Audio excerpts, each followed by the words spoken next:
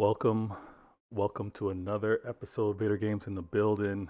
Vader Game TV presenting Why Always Me. Another episode. Hope you guys are doing well.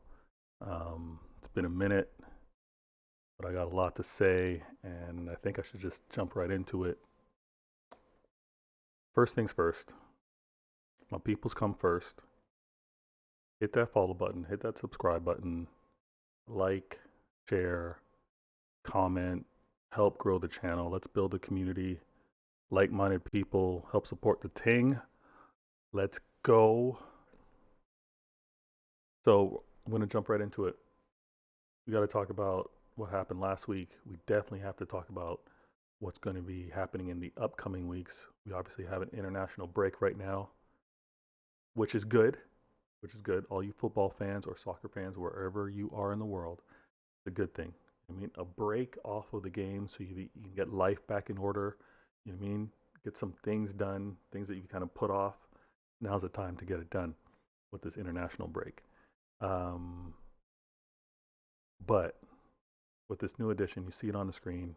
I'm going to have to reference it. It's been a request from many people that know me, and they know a lot of things that I'm interested in.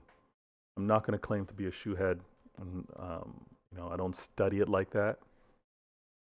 But I do have a modest sense of style. I'm not as adventurous as some of my other friends, which I'll talk about on future episodes. But I do my thing. So we got it right there. Let's do this. The shoe game. Put the shoe game on. Put the shoe game out there. All right. You guys can see it for this week. You guys, all you shoe heads out there, take a look. I don't think the lighting is quite doing it justice. It's got some blue. Man City fan, you know how I got a rep. And you can tell by the logos, you know what I mean? You know what shoes these are. Now in the comments, let me know by name what shoes you see on the screen there. Let me know by name. And as we grow the channel, obviously one subscriber at a time, but as we grow the channel, I think there's a chance for these to be giveaways in the future. All right, for all you shoe heads out there. All right, let's get back to it. Vader games. Okay, I think, you know what, I'm gonna have to talk about this upcoming April. That's where I'm gonna start. And you know what, in all fairness, I'm gonna have to do 2 broadcasts because a lot has happened. But I'm gonna talk about this upcoming April, and I have to say that it's going to be the best month of football. Like, April's when a lot of things get concluded, right? When you have the finals, when the finals kick in and the true titles are awarded or given out. But the intrigue and the number of high profile, intense must wins that are going to happen in April, insane. And I'm not talking about late in April. Like, this is going to happen right from the jump. So let's see if I can put this on screen for you guys, because you really need to see it. You truly do need to see it to really understand how intense it's going to be. So let me put this on screen. Vader. Hate on that. Pep's been that guy. So Pep having the tendency to be a mad scientist and to kind of look at things through a different lens and try something new, sometimes looking to be the smartest guy in the room, has got it wrong. But that's what happens when you are a scientist. That's what happens when you do experiment. You can come off with the wrong result. Like, you have a hypothesis, you plan things out. You have certain questions you want to try to determine certain answers. And Pep, doing the experiment, the mad scientist that he is, has then gotten the results to know, I can't do that. or no, that was the wrong thing to do. And year after year, I think I've seen that he's built on it. I've seen that he hasn't made the same mistake twice. And could he do something different with regards to, you know, challenging the norm and being the mad scientist? Absolutely. So that's got many Man City fans nervous.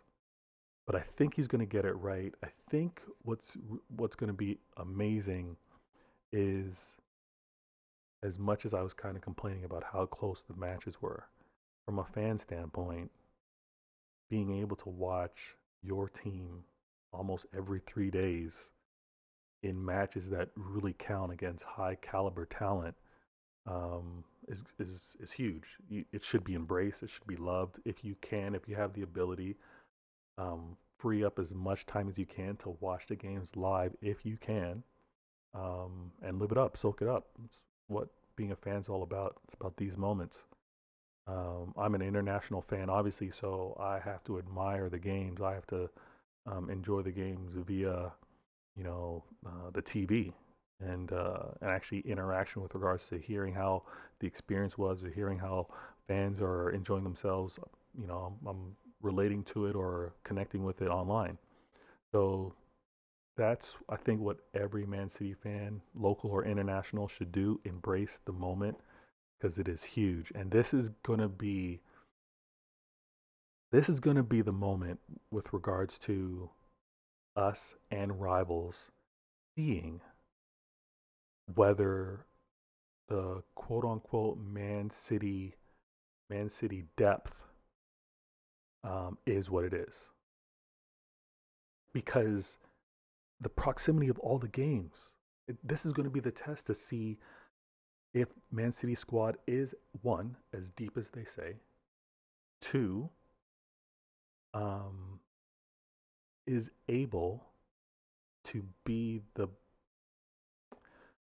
better group of men against its competitors. For example, Liverpool in this instance. Can't talk about what Atletico has to do within their domestic league, but specifically with Liverpool and the matches that we have to have again, April 10th, a league match, possibly to determine who wins the EPL. And then Champions League to come right back to an FA Cup match against Liverpool again. So 10th and 16th, the Man City squad, its depth is definitely going to have to prove it is what everyone's claimed it to be. Um, I have often tweeted, and they aren't popular with regards to the stance that I'm taking, but I've challenged I've challenged the fact that I don't think our squad is as deep as it needs to be, because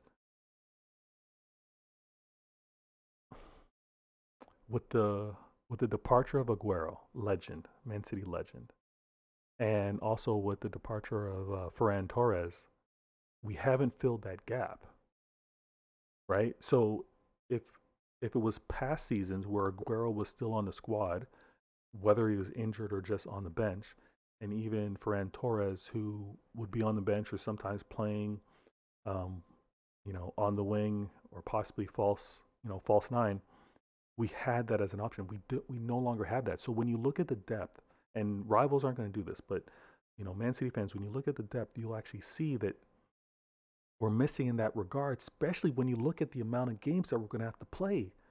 You know, I'm not dismissing the Burnley game. I think we're going to have to take that very serious, because we have to have a win going in to the matches for Champions League and for Liverpool.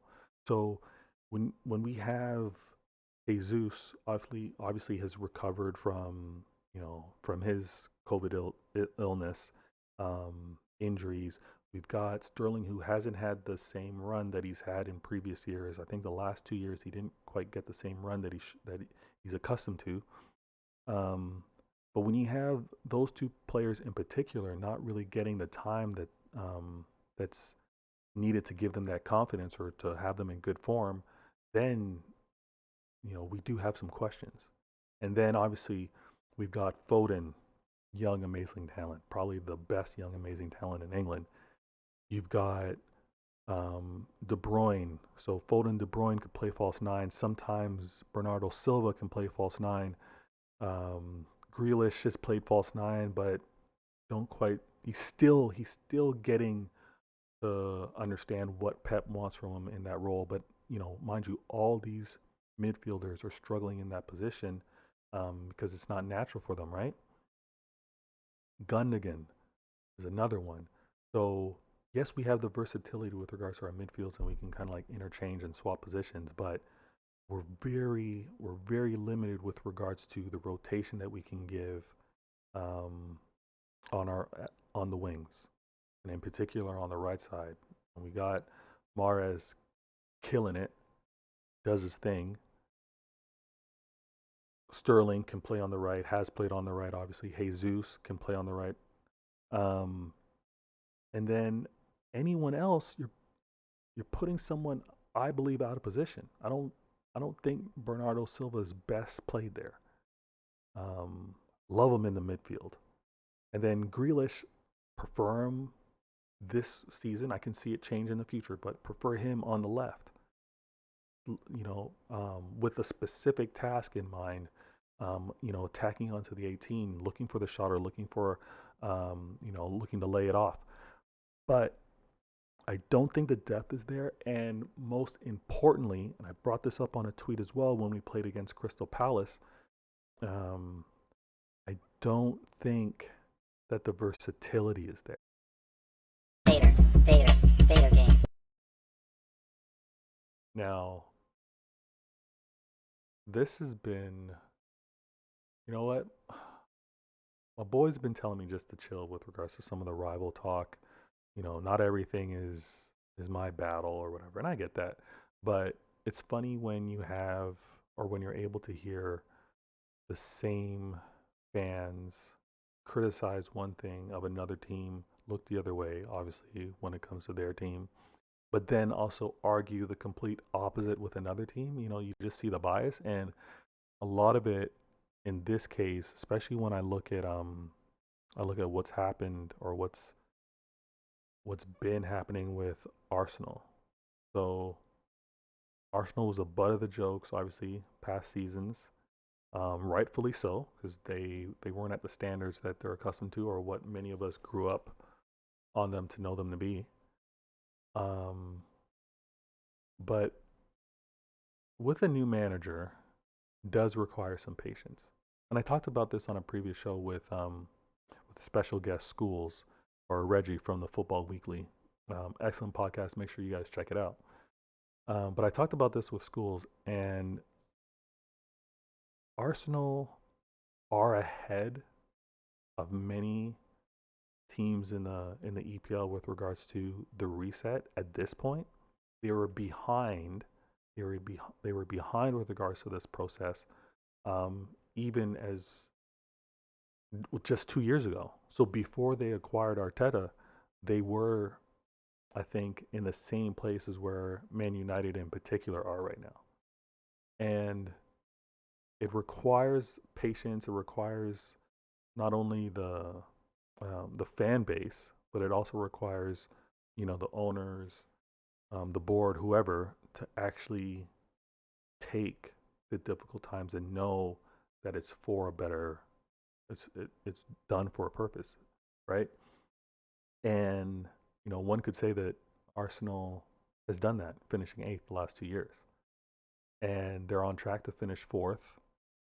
They brought in a new manager. Obviously, many criticize this manager for learning on the job, um, but that's required sometimes. Like if you see a talent, if you see an ability, if you see a spark in someone that you know, if they remain on track, if they remain focused, you can see them becoming good, becoming great, right? So you invest in what you see at this time because you see whether it's you see a payout or you see a great result down the road. And I think that's what Arsenal did with regards to Arteta. Um, and they gave him the keys and said, "Do this your way." And one thing that I noticed, it's very similar to what Pep did when he was at Barcelona. as a young manager. Okay, as a young manager, you sometimes need to clear house of some of the old heads or the stubborn heads. Um, sometimes you need to clear house, regardless of regardless of their skill set. Sometimes their skills are one of the best within the squad, but they don't fit within that squad because they're not fully on board, or they don't champion the same voice or vision of the new manager, and that can be a poison. That could be a problem within the squad itself. So Arteta, let certain players go. Most important, which now in hindsight looks to be the best decision for player as well as club. But getting rid of Pierre Aubameyang, like that was needed in terms of having a cohesive squad, which I think Arteta did. And if we go back to Pep's early beginnings, that's what he did in Barca as well.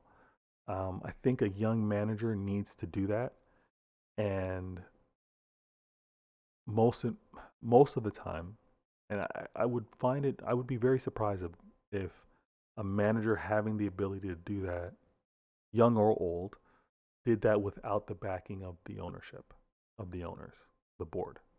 So, um, if you have a manager that, here's a great example. Okay, Pochettino looks to be crapping the bed over at PSG.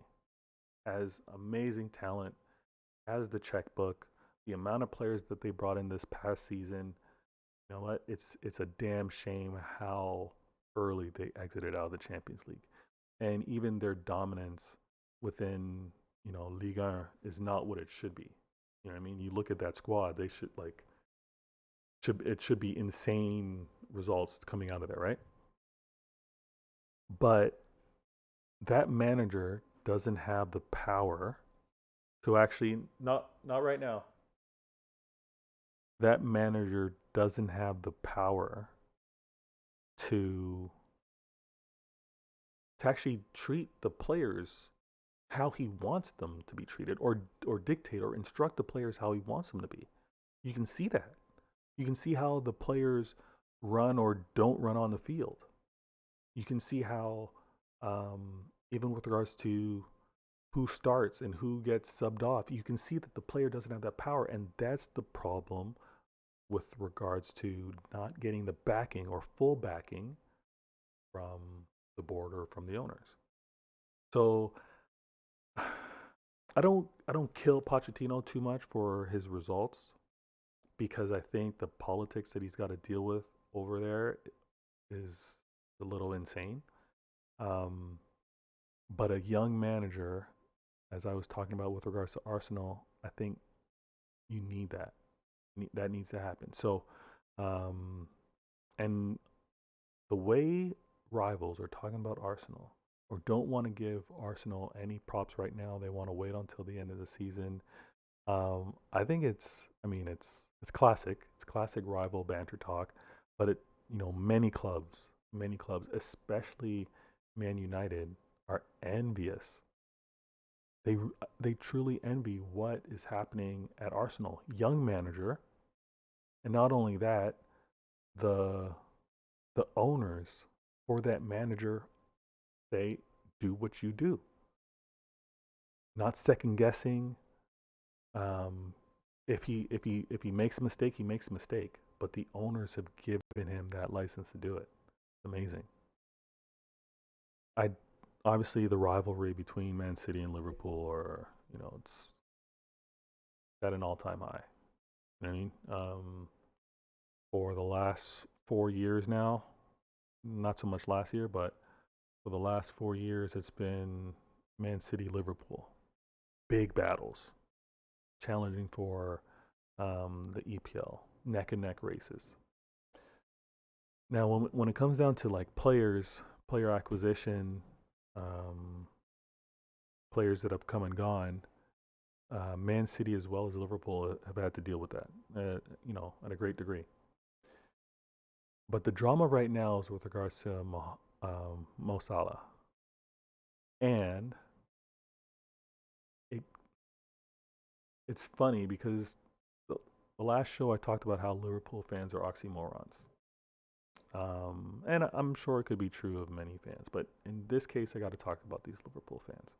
So, Liverpool fans, pundits, whatever, media talk about how Liverpool's got the best scouting. Their academy is top notch. They don't miss. They can't afford to miss because of how their squads run. They talk about how Klopp is the guy. He can do what Pep can't do. He turns coal into diamonds. Um, all of it, right? And I'm not gonna hate on Klopp too much, right? But Liverpool fans, if you guys are saying all of this, and if you really believe it, if you really believe all of that, academy, scouting, um, coach, then why are you stressing about Mo Salah? Like, why are you stressing about it? If Mo wants, or if what he's looking for exceeds what the quote unquote Liverpool um, best run club, best scouting, best coach, if what Salah wants is exceeding your plans, then you let him go. And you lean back, you fall back to all the things you just talked about. You were just bigging up with regards to Liverpool. It's really it's that simple. Now, if you don't believe it, then I get it. Then I get it. And I think that's why those voices are so loud right now, because for everything that they were saying before, they don't really believe it. They don't really believe it. Now, in my opinion, in my opinion, I think you guys should let Mo go. If if signing him is going to require Liverpool going 1 cent above of their wage structure, 1 cent above it, you let Mo go. Because if you don't, the floodgates are open. You let Mo go. All right? If you really believe in your manager the way you tell all of us you do, if you really believe in your scouting and your academy the way you tell all of us you do, then you let Mo go. You right? Well, obviously you don't let him go. You sell him, transfer him, and you do your Coutinho thing, and you reinvest and run it back. If if you really believe in your own hype. So, if you really believe, Liverpool, in what you tell all of your rivals about, then you let Mo go. First of all, the match was amazingly entertaining. Had it on the laptop, was able to watch it, multitasking. You know how you got to do during the workday, right?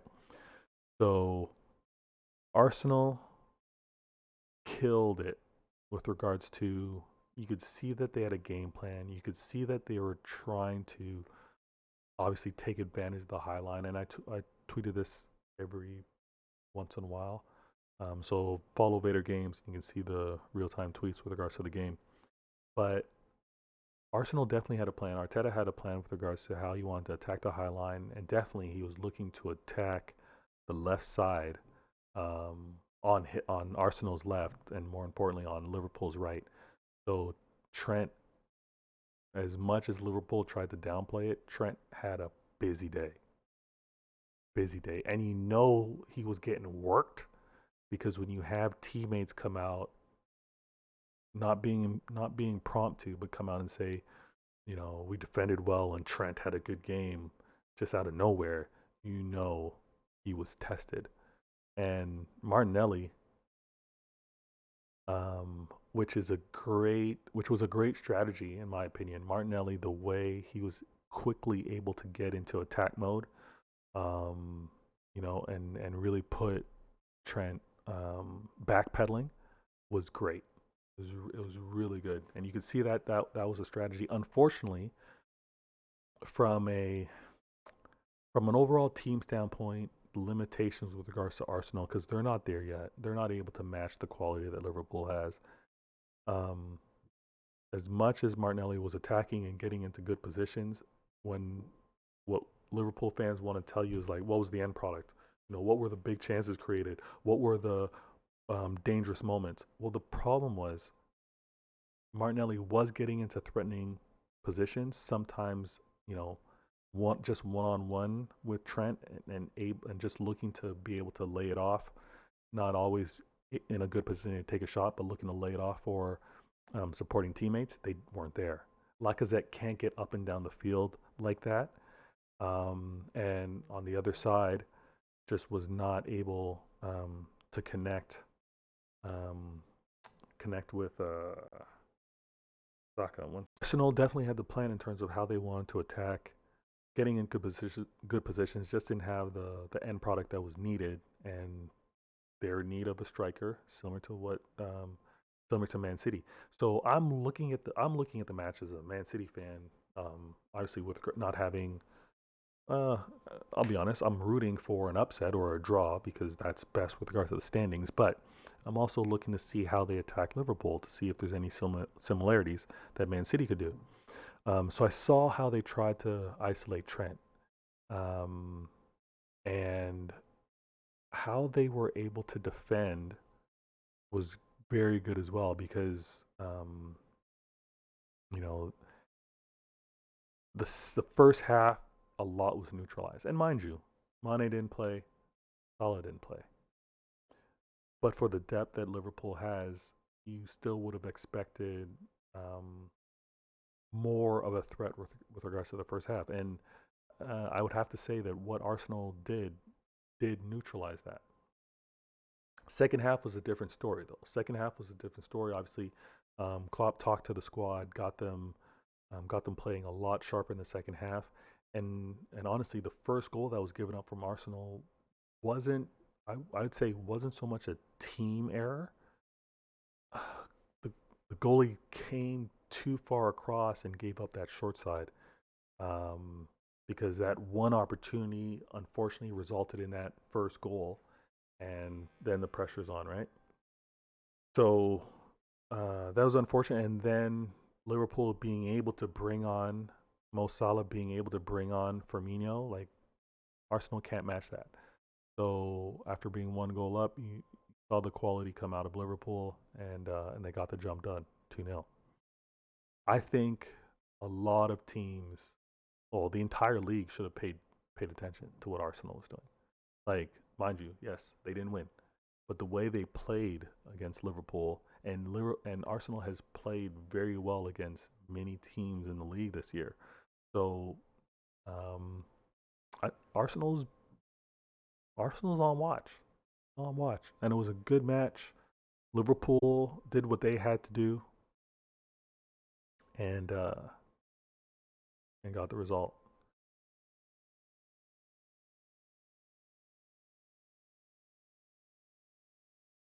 Talk about this. Gotta talk about this. Crystal Palace is facing Chelsea in the FA Cup. Crystal Palace recently got a draw from Man City. They're playing good football or soccer, depending on where you are in the world. Well, they're playing good football.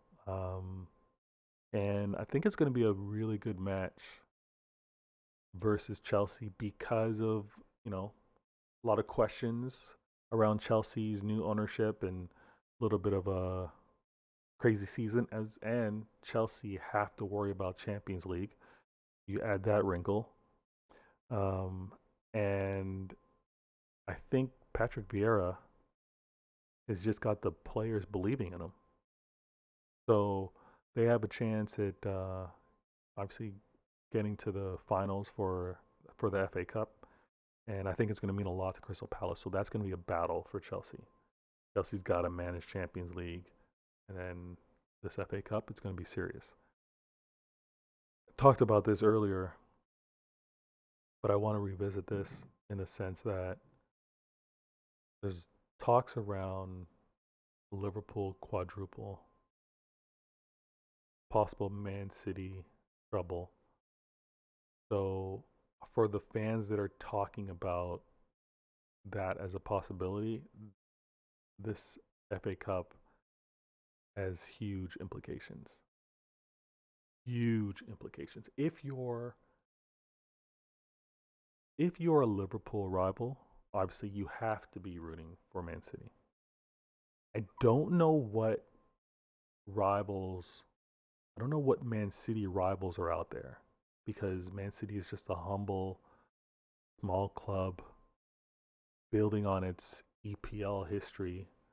Um, I'd be really surprised if there were many rivals out there. So, in my opinion, I think neutrals and rivals should be rooting for City to win this FA Cup. It only makes sense because of Liverpool's fan base. Let's be real.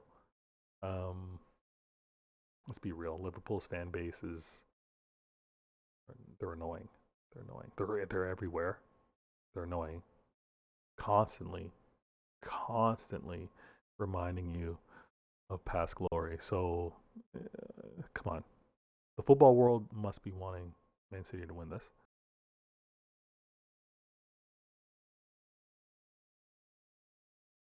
In recent news, on recent news, I think it's important to say that Paul Pogba, Manchester United player, recently in an interview talked about how he's dealt with depression and mental health, and um, I thought it was very important for him to say or to bring it up. I don't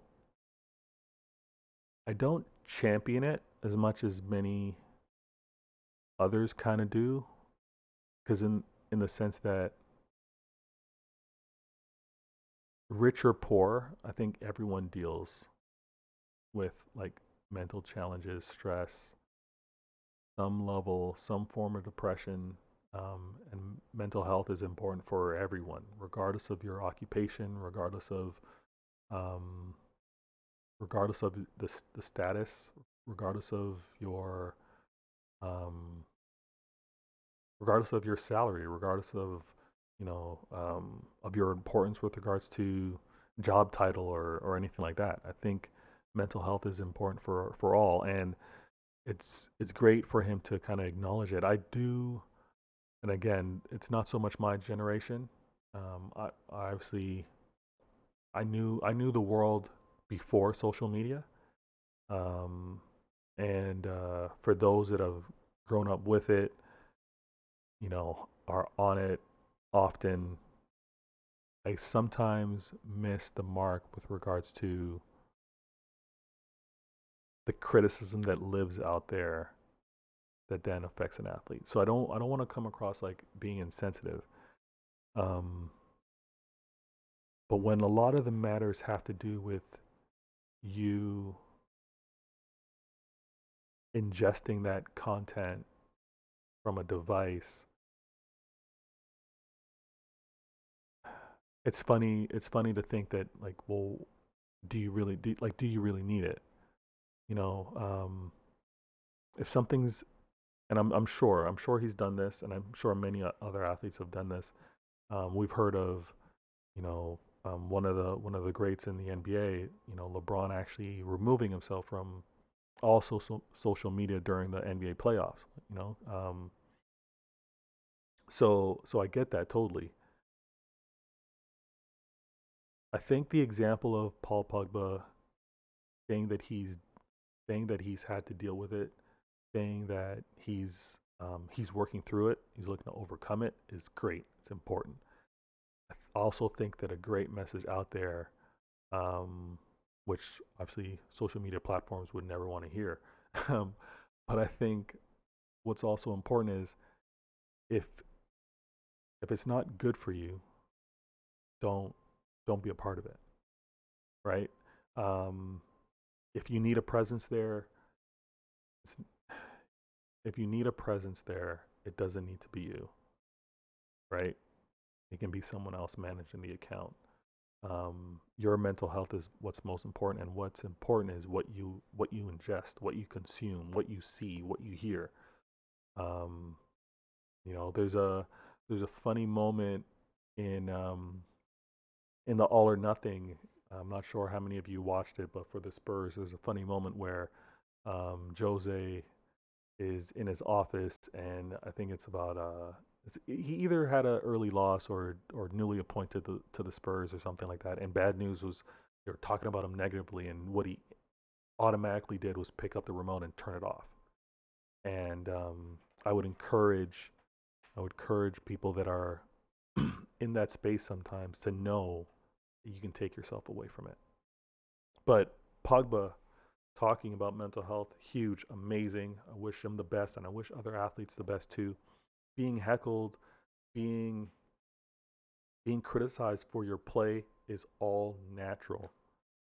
All natural. It's always been a part of the sport. It's why fans are in the stands, why there are crowds out there. That's why there's even fan mail. And fan mail was sometimes about good things or bad things. Um, so you can have someone filter that for you, or you can be a part of it yourself. But it's always been a part of the sport. Where it crosses the line is when it has nothing to do about performance, and that's where I 100% agree it needs to stop. Not a part of the sport. You know what? I guess we're gonna have two big, bold comments for this show. I got to tell you, I don't care who Manu hires. On the previous show, talking with special guest Schools, talked about how he doesn't want Eric Ten Hag to go to Manchester United because he's gonna you know turn that club around, and I disagree. I disagree. I I don't care who joins Man United. The Blazers are the Blazers. I said the Blazers. NBA Net. The Glazers are the Glazers. I don't care who comes to Man United. And I really think that these managers need to think long and hard before they make that decision. Because the way strikers go to Chelsea to die, managers go to Man United to die. Run through the list. Since you had your unicorn, you had Fergie, you had the unicorn. Since Fergie, that's where managers go to die. What is it? 3 years? Is 3 years the most since Fergie's been gone? I'm telling you, Ten Hag, if he goes to Man United, he best guarantee no chance of being fired for 5 years. I don't know how you write. I don't know how you draw up that contract. He cannot be fired for 5 years, regardless of results. That's the only way. That's the only way as a manager you go to Manchester United, so you can build it your way. Pochettino, again, I don't put all of the failures at PSG on Poch. I think from getting the keys, being given the license to do what he believes to be best for the club, I don't think he got that. So, as a result, you can't drop players, you can't start the players you want, you can't have the system that you want because you just don't have that ability, you don't have that freedom, you don't have that trust. That's not going to be given at Man United. All right, if you want to say that's another BBC from Vader Games, sure, go ahead.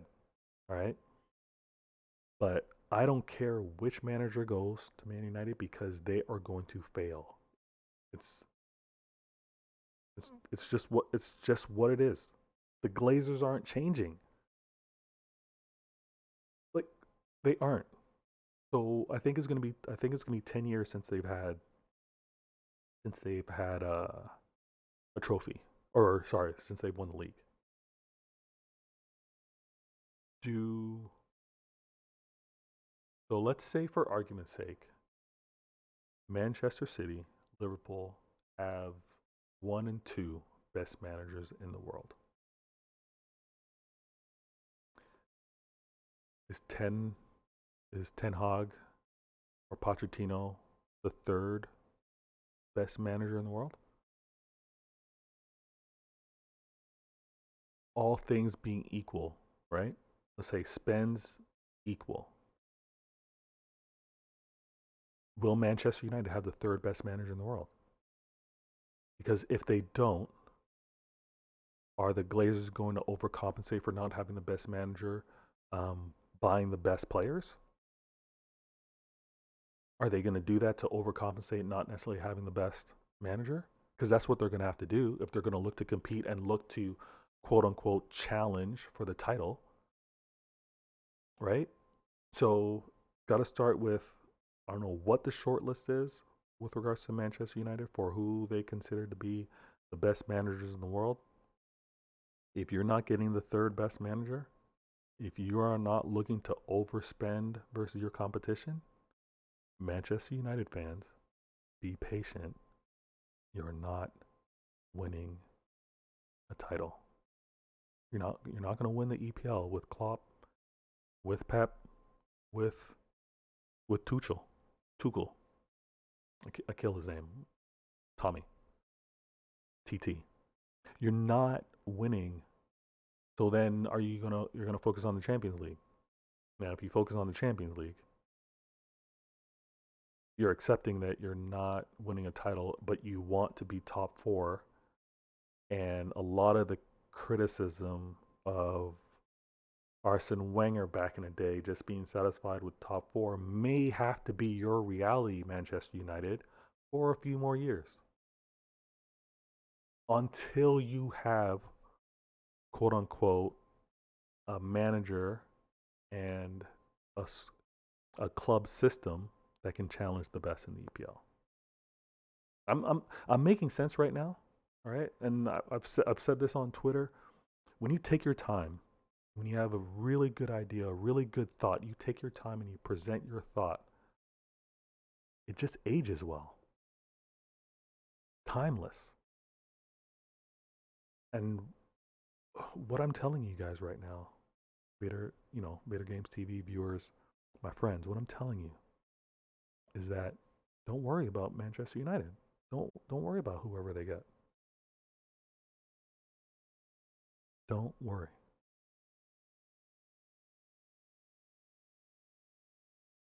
Next, on my next show, I'm going to go through what I think, despite not knowing. Obviously, we gotta have some filler content with this international break, but I'm gonna do live,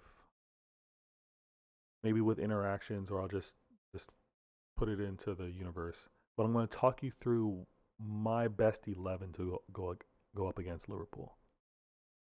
All right, and that's taking in some of the recent observations with regards to them playing Arsenal, um, and how they've played against Man City in the past. It's going to be a battle, no doubt. Two matches so close together, but it's going to have to happen. It's going to have to happen. So I'm going to show you my best 11. We'll see what the mad scientist Pep does. You got to trust in him though, because again, he's looking at the big picture, all matches. He knows what players are looking like during practice time. He knows the fitness levels. He knows who's got little knocks or whatever. So you get Vader Games 2 cents on Man City's best 11 versus Liverpool. Hope you enjoyed the show. I think I'm gonna do some more content very soon. I'm liking the feedback that I'm getting, and continue to support. What we're gonna do is, you know what I mean, like what we have to do is first things first. My peoples come first, so hit that follow button, hit that subscribe button. Like, comment, share, spread the word. Let's build this one friend at a time. I'm your boy Vader Games. Checking you guys very soon. Hope you enjoyed the content. I'm out. Much respect. Let's grow one subscriber at a time. I'm out. Peace.